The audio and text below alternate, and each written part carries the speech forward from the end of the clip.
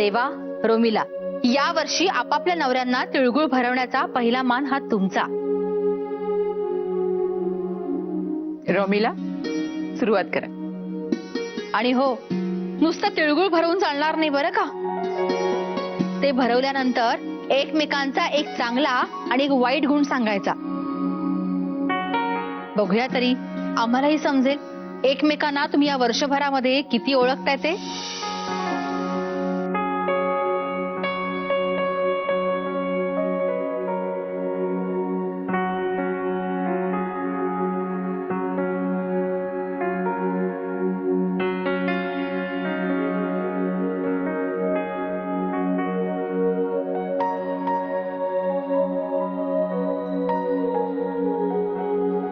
यांची एक चांगली गोष्ट सांगायची तर तो आता खूप सुधारलाय, आणि वाईट बाजू सांगायची तर तो माझा अजिबात ऐकत नाही.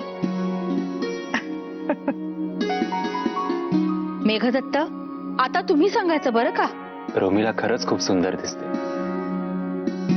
आणि वाईट गुण सांगायचं असेल तर रोमिला फक्त सुंदरच दिसते हो.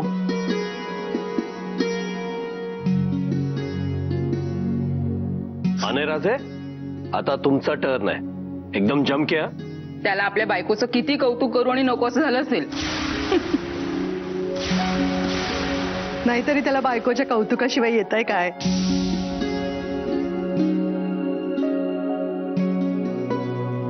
रेवा, चला अनय राजेंना तिळगुळ भरवाजी. रोमिला,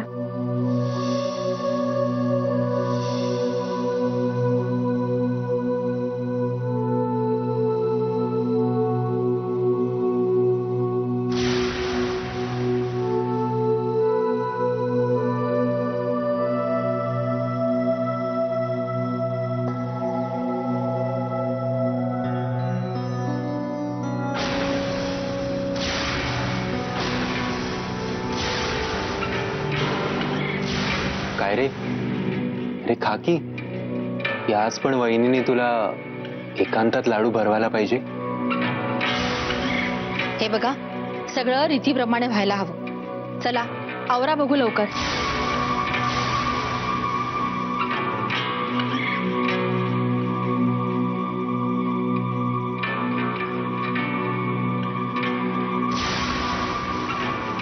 रेवा, चला आता तुम्ही अनय राजेंबद्दल 2 गोष्टी आम्हाला सांगा. मी अनयबद्दल काय सांगू. मी स्वतःला खूप भाग्यवान समजते की मला अनयसारखा नवरा मिळाला. असा नवरा मला शोधूनही सापडला नसता. He is the best husband. Reva, अनयचा वाईट गुण नाही सांगितलात तुम्ही. वाईट असं काहीच नाहीये त्याच्यात. हा, पण सांगायचंच झालं तर अनय ऐकून न घेता गैरसमज लवकर करून घेतो. अने, आता तुझ्याकडून काहीतरी खमंग चमचमीत ऐकायला मिळू दे. रेवासारखी सून शोधून सापडणार नाही. अने राजे, हे आम्ही बोलू, तुम्ही तुमचं काय ते बोला.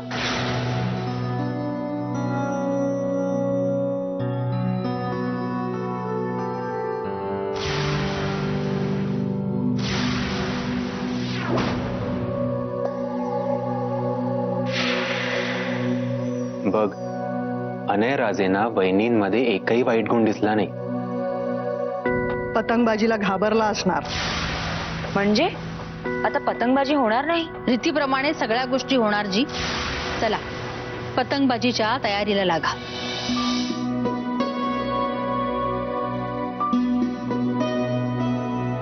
निलांबरा, रावसाहेब कुठे आहेत जी?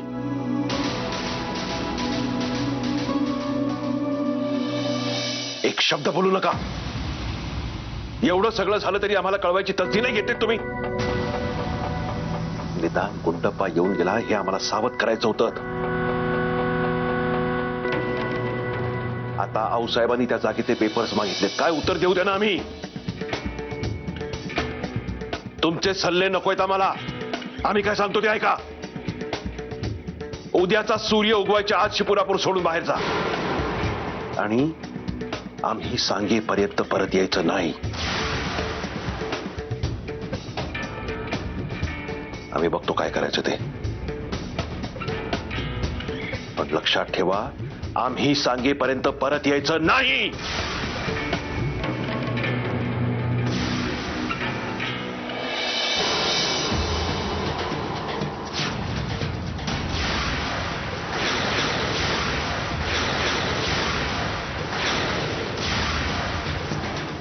हा, अहो साहेब, आम्ही ते, तुम्ही कधी आलात?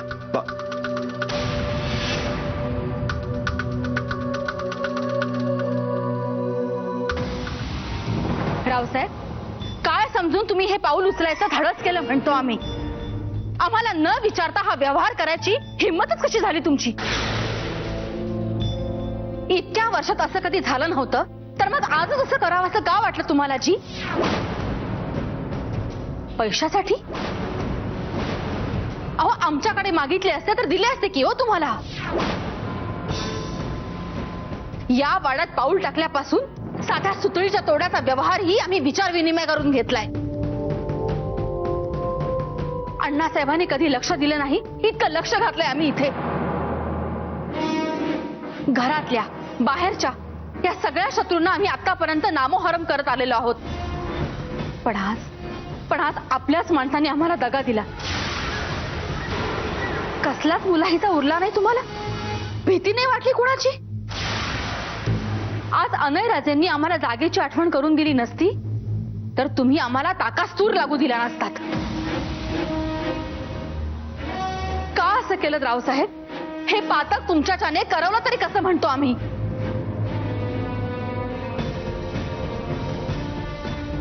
होय, विकली आम्ही जमीन, केला व्यवहार. असा कोणता अपराध केला? कोणता गुन्हा केला आम्ही? कोणाचा खून केलाय आम्ही? म्हणून हे असं एखाद्या गुन्हेगारासारखं सगळ्यांसमोर उभं केलंय आम्हाला.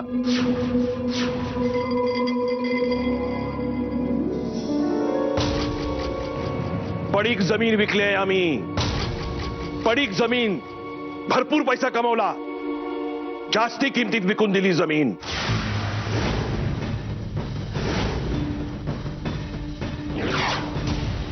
याला आम्ही पातक केलं असं म्हणता तुम्ही? मग ठीक आहे, आता आम्ही काय सांगतो ते ऐका. हा व्यवहार आम्ही आमच्या मर्जीने केला,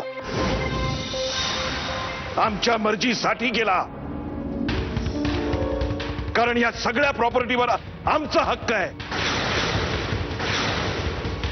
ती तुमची एकट्याची नाही, ही प्रॉपर्टी सरनोबतांची आहे. बरोबर आहे ना? सरनोबतांचीच प्रॉपर्टी होती ती, आणि एका सरनोबतांनी विकली ती. तुम्हाला का राग आला?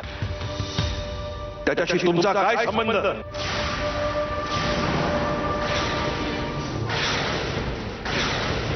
दादासाहेब, तुम्ही गप्प बस सूर्या. त्या प्रॉपर्टीशी आपला संबंध आहे, यांचा काहीही संबंध नाहीये.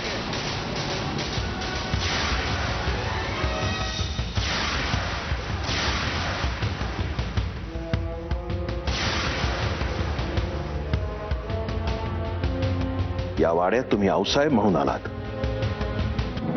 पण सरनोबतांचं राजघराण्याचं रक्त आमच्या नसा नसातून वाहत आहे. काहीही चुकीचं केलेलं नाही आम्ही. सूर्याच्या सह्या घेतल्या, त्याला काही सांगितलं नाही. मोठे भाऊ आहोत आम्ही, आमचा हक्क आहे तो. अण्णासाहेबांनंतर या सगळ्यावर आमचा अधिकार आहे. राजगादीवर आम्ही नाही बसलो कारण तुमची तशी इच्छा नव्हती. पण या घरातला ज्येष्ठ कर्ता पुरुष असल्याचा आमचा हक्क तुम्ही नाही हिरावून घेऊ शकत, कुणीही नाही. आजपर्यंत खूप ऐकलं तुमचं आम्ही, आता नाही. दादासाहेब, अहो काय बोलताय तुम्ही? आणि कुणाबद्दल? दादासाहेब आपल्या आऊसाहेब आहेत त्या. सावत्र.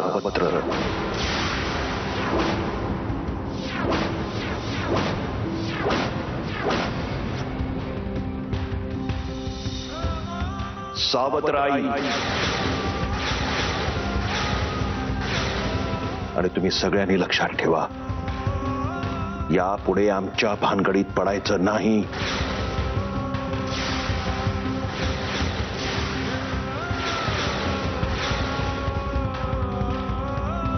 आम्ही खपवून घेणार नाही. चला हो. दादासाहेब आपल्या आऊसाहेब आहेत त्या. सावत्र. सावत्राई.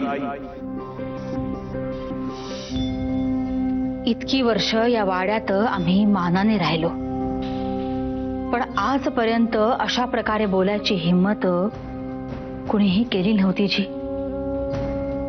मग आजच असं का घडलं? कुठे कमी पडलो जी आम्ही? का झालं जी असं? आज तुम्ही असता तर कदाचित आमच्यावर ही वेळ आली नसती बघा.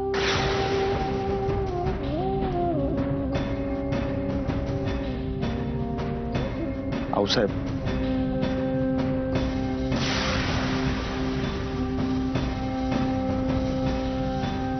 नाही आऊसाहेब, तुमच्या डोळ्यात असं पाणी बघण्याची आम्हाला कोणालाच सवय नाहीये. काकासाहेबांनी तर आज बोलताना ताळतंत्रच सोडलं होतं सगळं. मला अजिबात आवडलं नाही त्यांचं असं वागणं आणि तुमच्याशी असं बोलणं. आऊसाहेब, तुम्ही त्यांना तिथल्या तिथे काही बोलला का नाहीत? काय बोलू? त्यांचं म्हणणं खरं आहे जी. कोण आहोत आम्ही या घराण्याच्या? अण्णासाहेबांनी आमच्याशी लग्न केलं, आम्हाला या घरात आणलं, बायकोचे सगळे अधिकारही दिले जी. पण आम्ही त्यास लायक नव्हतो. कारण आमचं रक्त राजघराण्याचं नाहीये जी. रावसाहेब काहीच चुकीचं बोलले नाही. असं का बोलताय आऊसाहेब? नुसतं राजघराण्यात जन्म घेतल्यावर कोणी खानदानी होत नाही. तसं असतं तर काकासाहेब असे वागलेच नसते. जे त्यांचंच आहे तेच चोरून घ्यावं असं त्यांना कधी वाटलं नसतं. या वाड्याच्या मालकीन तुम्हीच होतात आणि यापुढे तुम्हीच राहणार आहात. तुमच्याशी असं कोणी वागू शकत नाही.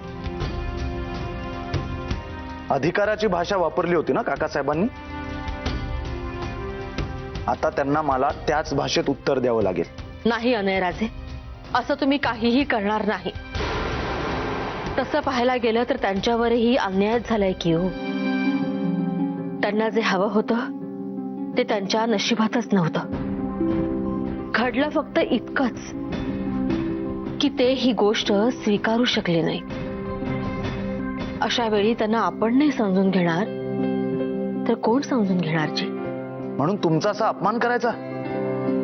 आम्ही सावत्र जरी असलो तरी त्यांच्या आईच आहोत की हो. अनयराजे, मुलगा आपल्या आईचा अपमान कधीच करत नाही बघा. आम्ही दुखावलोय हे नक्की, पण मुलं आपल्या आयांशी असंच वागायची की हो. तुम्हीही कपिलांसोबत असंच वागलाय.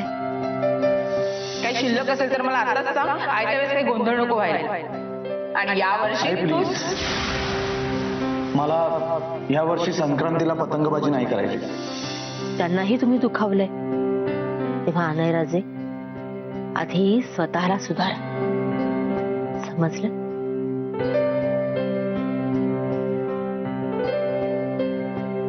अनयराजे, जे झालं ते वाईटच होतं जी. पण यातच गुंतून राहून चांगल्या गोष्टींना बाजूला ठेवणं, यामध्ये सुद्धा शहाणपणा नाहीये बघा. तेव्हा चला, आता आपण पतंगबाजीची तयारी करूया.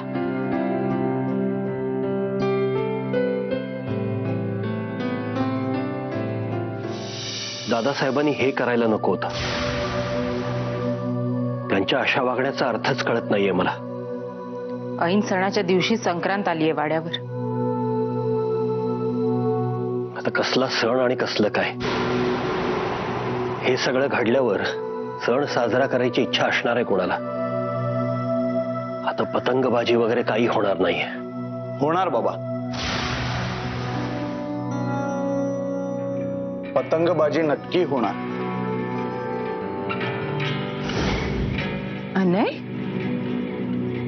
हो, मी आत्ताच आऊसाहेबांशी बोलून आलोय आणि त्यांची अशी इच्छा आहे की झालेल्या घटनेमुळे दरवर्षी चालत आलेली प्रथा मोडीच निघू नये. अरे पण हे सगळं घडल्यानंतर पतंगबाजी वगैरे म्हणजे मला पण पटतंय बाबा, पण ही आऊसाहेबांचीच इच्छा आहे. पण एवढं सगळं घडलेलं असताना आणि तूही पतंगबाजीत भाग घेणार नाहीस, मग काय खेळ रंगणार आहे अनय? खेळ कसा नाही रंगणार? आता खेळ तर खऱ्या अर्थाने रंगणार आहे आई. म्हणजे मी पतंगबाजीत भाग घेणार आहे. काय? हो बाबा, आई, तुम्ही झालेल्या घटनेचे पडसाद पतंगबाजीवर पडू देऊ नका. आपण दरवर्षीप्रमाणे तसंच साजरी करू. आऊसाहेबांच्या इच्छेसाठी म्हणा किंवा माझ्या आईचं मन राखण्यासाठी मी पतंगबाजीत नक्कीच भाग घेणार आणि मी नक्कीच प्रयत्न करेन की विजय माझाच होईल.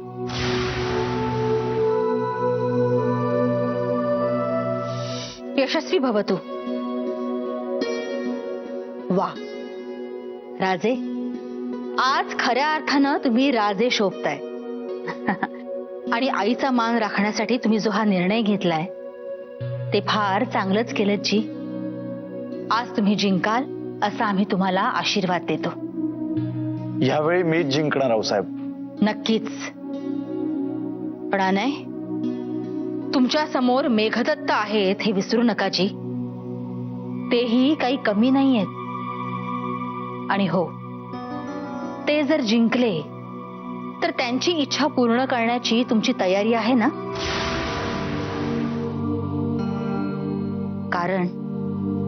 कारण त्यांच्याबरोबर रोमिला आहेत. त्या काय इच्छा मागतील याचा नेम नाहीये बघा. तेव्हा तुम्ही जरा सावधच राहा.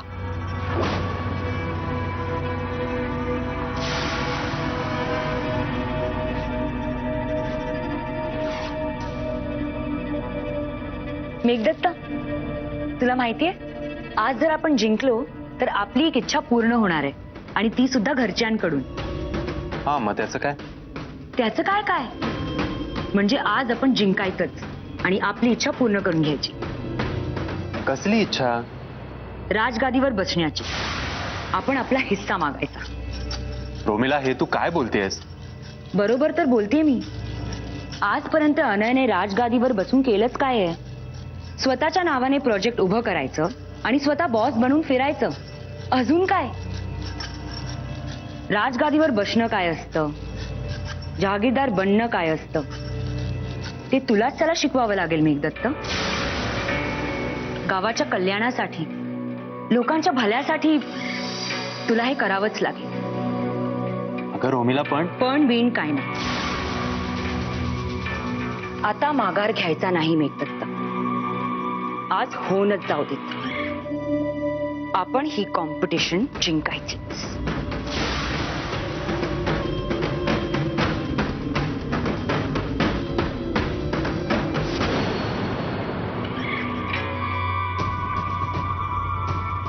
अग्नी, मिला हे घे आजच्या लढाईचं शस्त्र. अग्नी, हे काय आहे एक्झॅक्ट? ह्याच मांजाने मेघदत्तांना पतंग उडवायला सांग. मग बघ, त्यांना कोणीच हरवू शकत नाही. वाव अवनी, काय एक एक शक्कल लढवतेस तू. काचेची पेस्ट लावलेला मांजा. Superb idea. आता तर अनयची पतंग आकाशात टिकणारच नाही. मेघदत्त अस्त्र हरवेल त्याला. बिचारा अनय प्रामाणिकपणे खेळून विजय मिळवू शकत नाही हे कोण सांगणार त्याला? मॅच फिक्सिंगचा जमाना आहे हा.